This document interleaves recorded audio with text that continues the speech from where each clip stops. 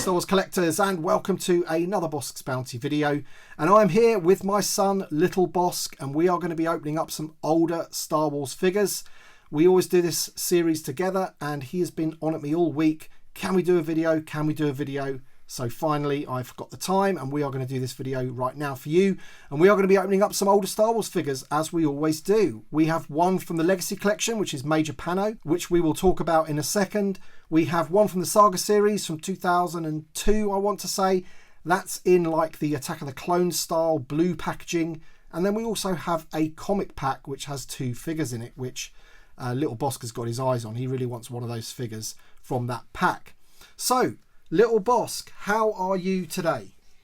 I'm doing good, and I'm ready to open some figures. Okay, he's doing good and he's ready to open some figures. All right, so if you happen to enjoy the video, don't forget to drop a like down below, subscribe if you're new to the channel, and let's take a look at the first figure that we are going to be opening up in today's video. As I said, it is Major Pano. I picked him up from ICCC in Nashville. And yes, I'm really pleased to have this one. This was, you know, it's tough to get on the secondary market. And the thing is about Major Pano is he's basically a repaint of this guy. Let me just bring him into shot.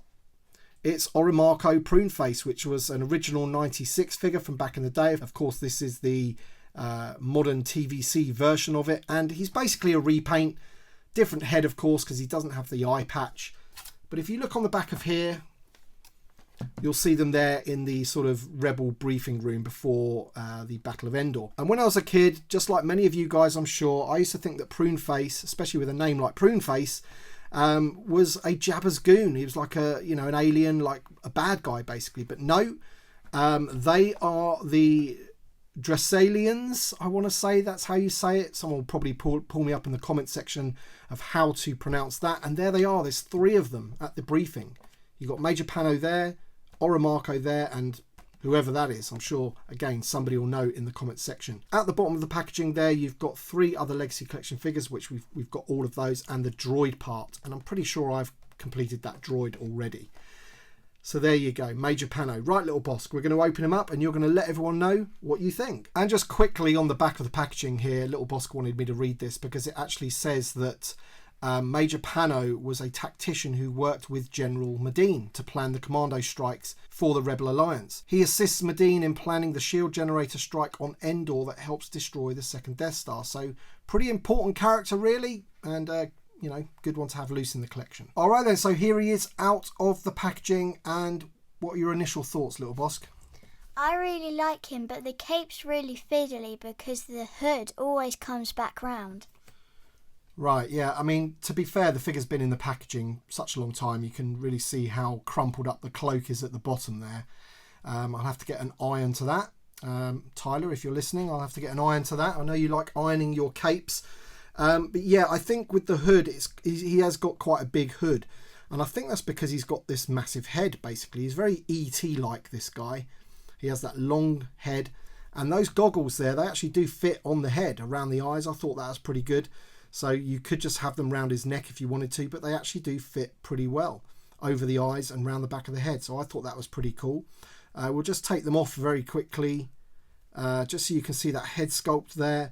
But yeah, Little Bossk is right about the cape, because the hood, once again, this does happen a lot on figures. They make the hoods like far too big, but you can see there when he's got it on, it doesn't actually look too bad, but it needs to be quite big because the back of the head is quite big. So what other accessories does he come with, Little Bossk? What is that little thing there? Do we know what that is? I'm not really sure, but it looks to me like a comlink. Yeah, I'm struggling to know what that is. If anyone knows in the comment section below what this is, it could be a comlink of some description, or it could be like one of those pointers that General Medine has, you know, when they're doing like a presentation or whatever on how to blow up the Death Star. Could be something like that. I'm not really 100% sure. It's definitely not a lightsaber, that's for sure. And there's his little goggles, as I mentioned there. Now, having this figure in hand loose really does make me want the Oromako or Pruneface figure loose as well to go with him. But he does look cool there. And you can really see the way it's all crumpled up there at the bottom.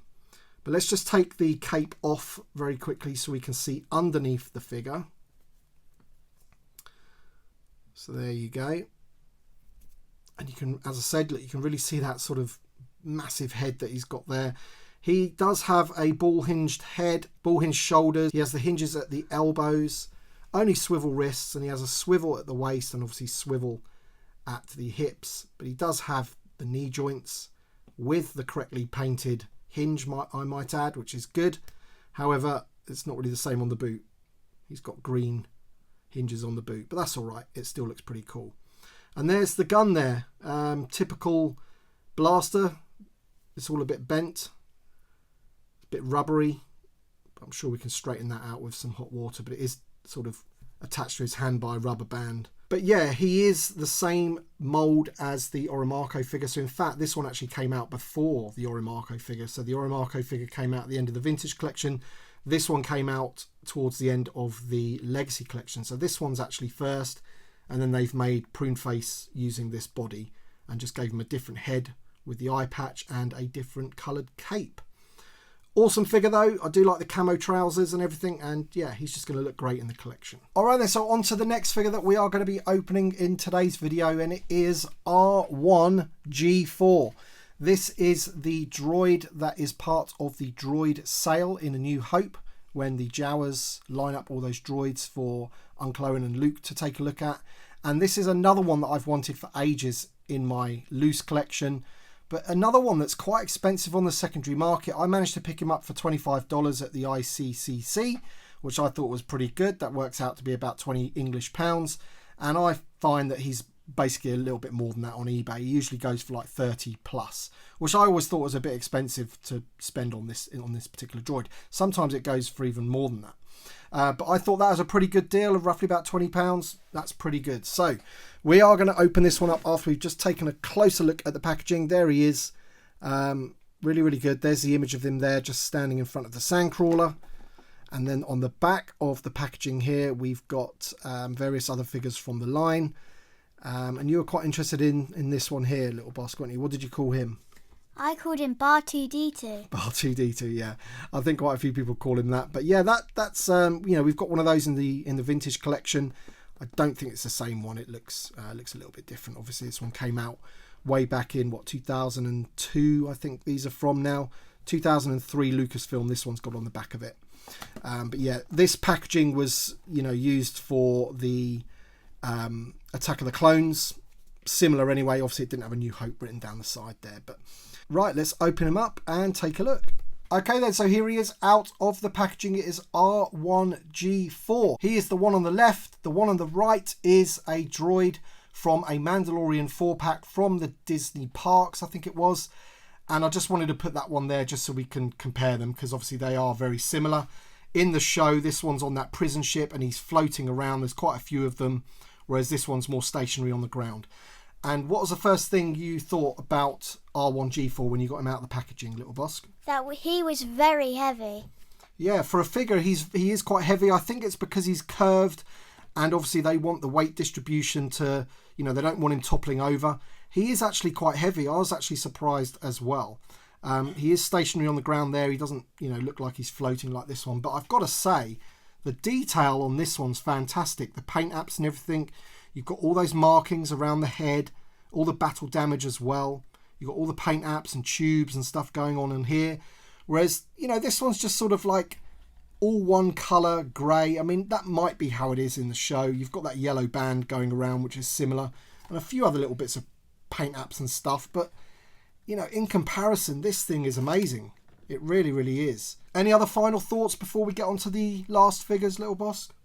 Now that we've got this figure, I think we need a sandcrawler. We do need a sandcrawler, definitely. I'm pretty sure that you can get all of the droids from that droids lineup outside of the sandcrawler. Obviously, we could do with a really good Uncle Owen and obviously a new Luke Skywalker. God, we need a new Luke Skywalker. But yeah, a sandcrawler would be awesome. All right then, and the last thing that we're going to be opening up in this video is a comic 2-pack. It's number 15. In terms of the comic book 2-packs, the comic was Star Wars number 37, Dark Horse 20 Years. And I've got to admit, I don't really know anything about these two characters. They're called Mouse and Basso. I haven't read this particular comic, so I can't really comment on who they are and what they do. I'm sure you'll know in the comment section below, all you sort of hardcore EU fans out there. So we're just going to really sort of look at the packaging very quickly and just open them up and check out the figures. And basically, this one here on the left-hand side is the one Little Bossk has got his eye on the most. So there you go. There's the comic packs. A lot of people love these in the community and want them to come back. And there's the back there, just showing you some of the other ones. So you've got one with 2 female officers there, which are pretty cool. There's the one that we have. And this one here, you've got this Republic Commando here. And wouldn't it be awesome if we got a new one of those? They featured heavily in the Bad Batch. And I could definitely see them using the Hunter mould to make one of those, just like they've done in the Black Series. I can really see them doing that. Probably the one that's all in white like that. I can imagine them doing that. So there you go. So it's 2 stormtroopers in disguise, I guess. Let me know in the comments what they do.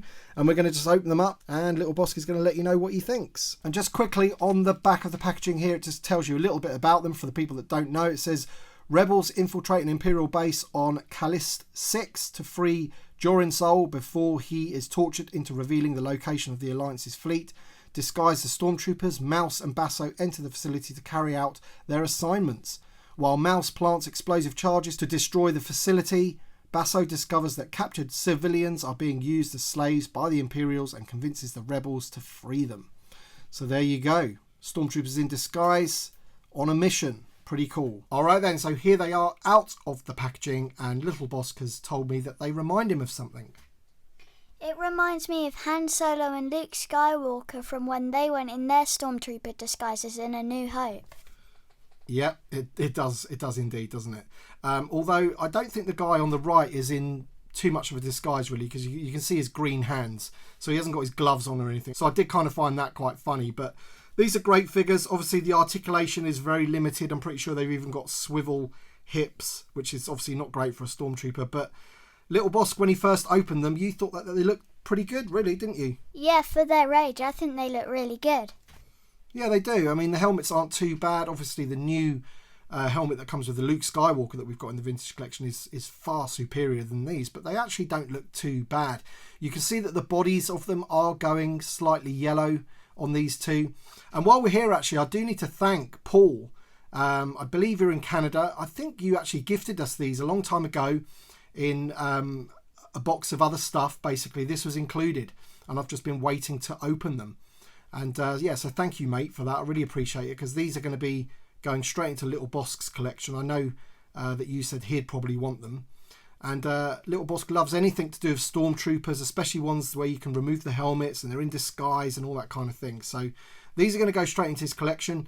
You've got that cool pauldron as well on the one on the left hand side, because you could use that for customizing potentially on new figures and what have you. So I think these are pretty good all in all. So let's put all the figures together that we've opened in this video to take one final look, and then we'll sign off. Alright then, so here they are, all 4 of them together that we've opened up in the video. And which one is your favourite, Little Bossk? Probably the 2-pack, because I like army building with all different stormtroopers. Yep, you do. You do have so many stormtroopers in your collection, and now you have 2 more, which is pretty cool. If I was to pick, it would be a struggle for me to pick between Major Pano and the droid. The droid is awesome. Really, really cool sculpt. Really good detail on him and everything. And he does kind of complete a collection for me. But at the same time, I've got loads of Return of the Jedi figures open now, especially to do with Endor.